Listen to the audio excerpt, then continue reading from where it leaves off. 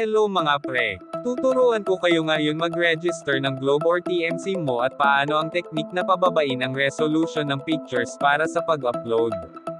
Kaya stay tuned mga pre and watch the video till the end.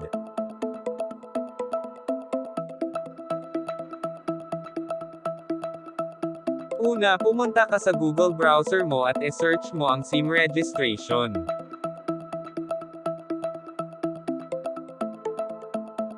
Sa case ko TM ang SIM ko kaya TM ang inilagay ko.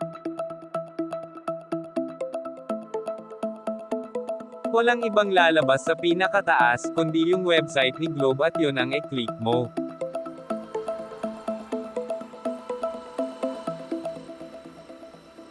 Pagka-open mo sa site may makikita kang new link sa SIM reg. At i-click mo iyon. At lalabas na yung SIM reg.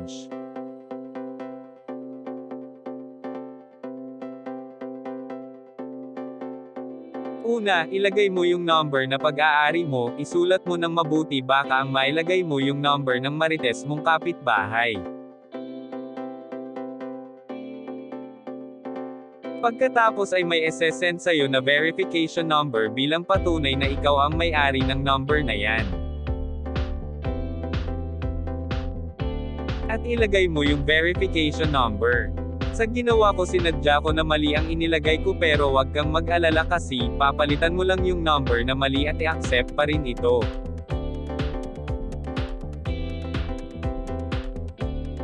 Dito, nagkamali ako ng pindot sa back kaya bumalik ako sa verification step. Inilagay ko ulit yung old verification pero hindi na pwede kaya ginawa ko nag-back ulit ako to repeat the process.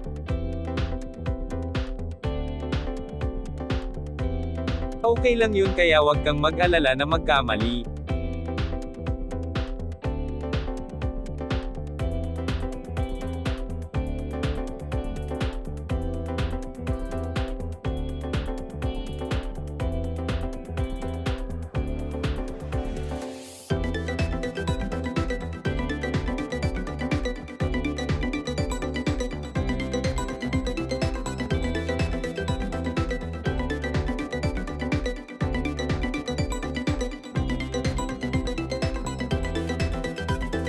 Pagkatapos ng verification step, mapupunta ka na sa detail application.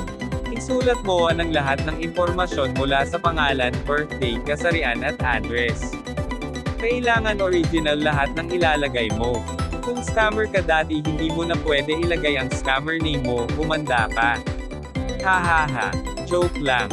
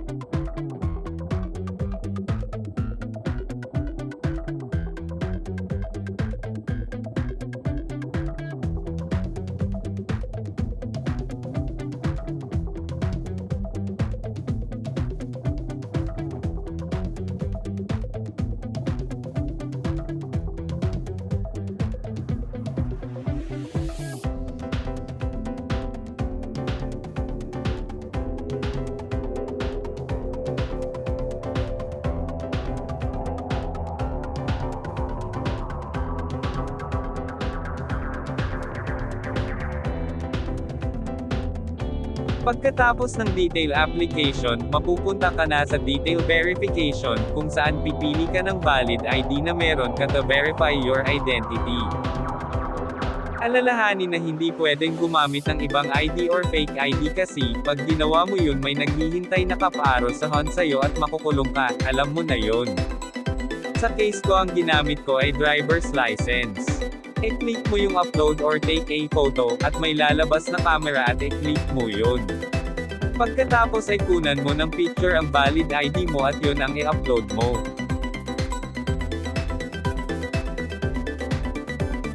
Ngayon kung ang phone mo ay napakaganda syempre HD masyado yung camera mo kaya ang lalabas pag upload mo ay invalid kasi ang kailangan lesser than 2 megabytes lang. Pero, huwag kang mag-alala kasi tuturon kita kung paano. Ang gagawin mo kunan mo muna ng pictures ang valid ID mo at ang selfie photo mo.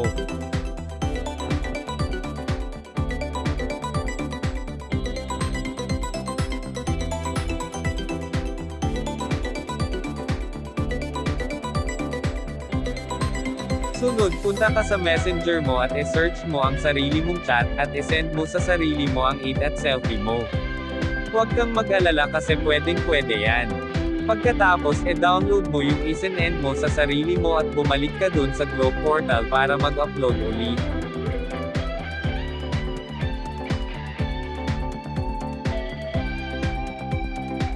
Piliin mo na yung files instead of camera at makikita mo dun ang ID at selfie mo. Kung makikita mo, sa original versus sa na-download mo sa Messenger ay bumaba ang resolution at pasok na sa less than 2 megabytes.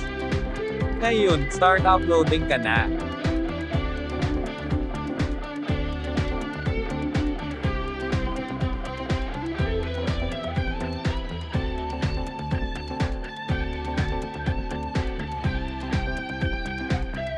Pagkatapos ay i-input mo yung ID number ng valid ID na napili mo.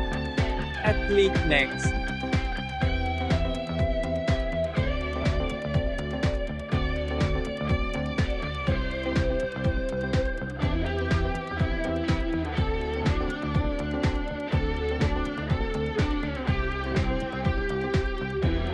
At panghuling step may lalabas na mga terms and agreements.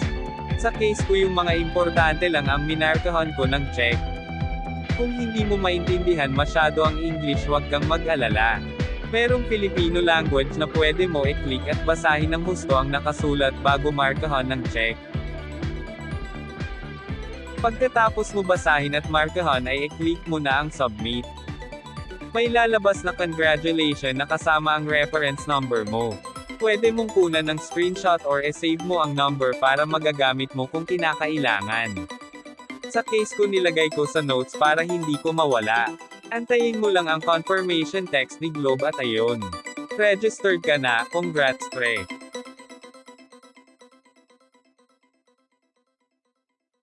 Maraming salamat sa panonood, please don't forget to subscribe, like, follow and share. Hanggang sa muli!